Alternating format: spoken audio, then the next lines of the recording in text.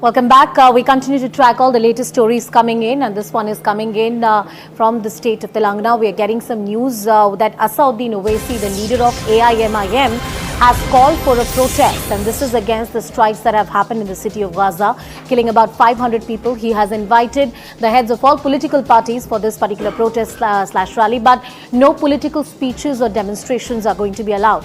I want to get across to my colleague Swastika Das and get more details and perspective on this entire story. Swastika, if you can hear me, tell us more about what Mr. Owaisi has said.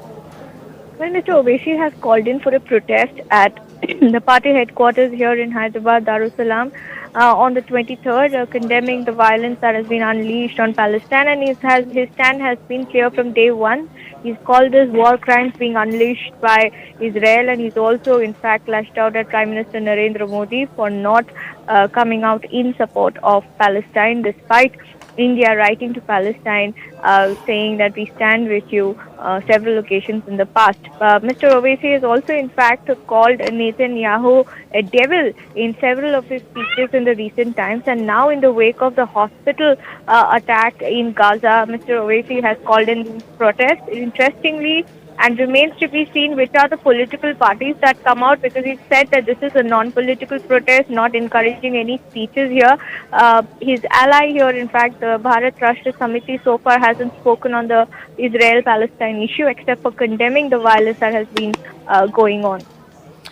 Swastika Das getting us all the details on that very important story, and in fact Mr. Asaduddin Owaisi and his party, including the left parties, have taken a very different position from that of the government of India, and they have openly supported Palestinians and their suffering, and more importantly they've also said that Israel is a country that needs to be questioned at this point in time.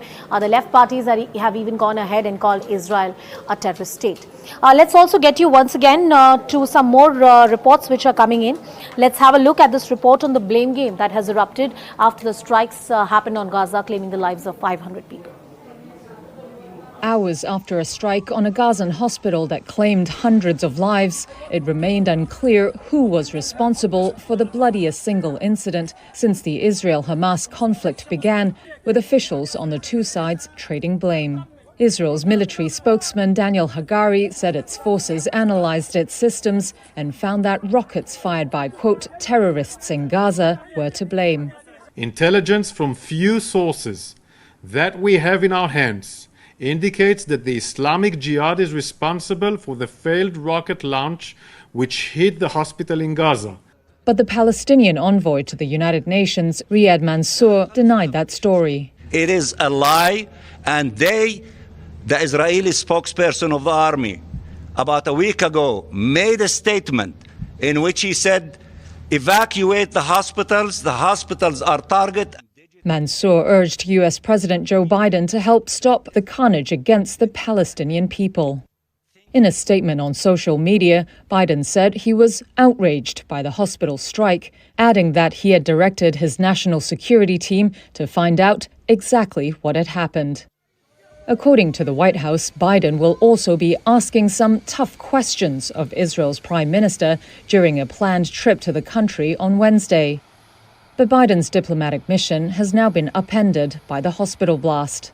Palestinian President Mahmoud Abbas cancelled a meeting with the US president due to take place in Jordan after Biden's Israel visit. At an urgent meeting with local officials, Abbas called the blast an ugly massacre that cannot be tolerated or allowed to pass without accountability.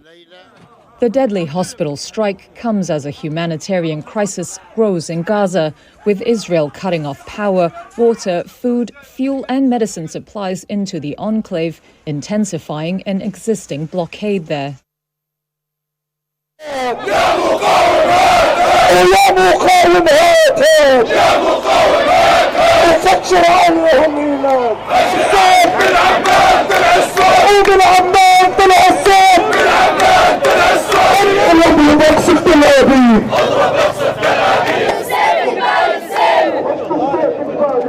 الحقيقة إسرائيل منذ تشكيلها إلى الآن، منذ احتلال هذه المنطقة، وهي تقوم على اختراق القانون الدولي الإنساني.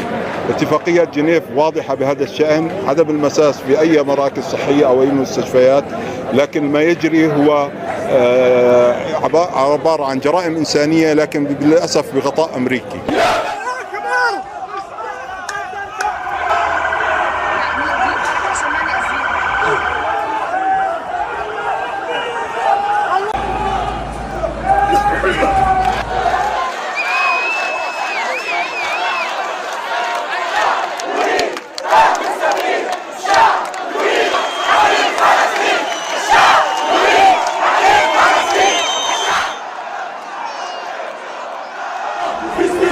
Allah